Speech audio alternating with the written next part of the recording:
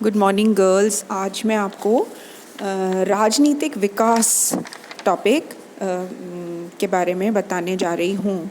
राजनीतिक आधुनिकीकरण मैंने आपको करा दिया है और ये राजनीतिक विकास भी राजनीतिक आधुनिकीकरण के समकक्ष ही है।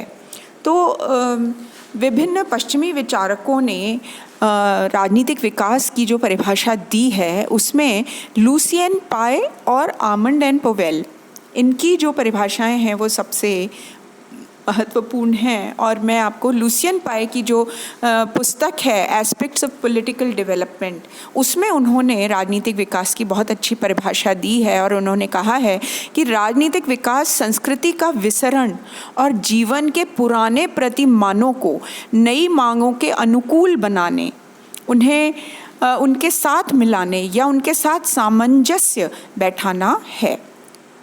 इसका तात्पर्य क्या?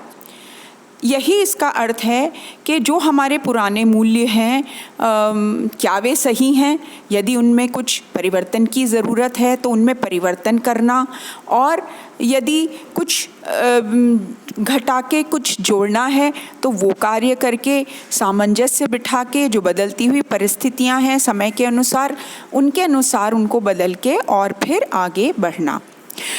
दूसरी तरफ आमंड एंड पोवेल ने भी अपनी एक परिभाषा है कि राजनीतिक विकास राजनीतिक संरचनाओं का अभिवृद्ध विभेदीकरण तथा राजनीतिक संस्कृति का बढ़ा हुआ लौकिकीकरण है।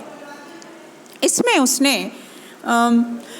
राजनीतिक संरचनाओं के बढ़ते हुए विभेदीकरण और विशेषीकरण के ऊपर जोर दिया है, और यानी कि कार्य दक्षता और प्रभावकारिता बढ़ जाती है जैसे जैसे किसी भी सिस्टम की जो क्षमता है वो बढ़ती है तब।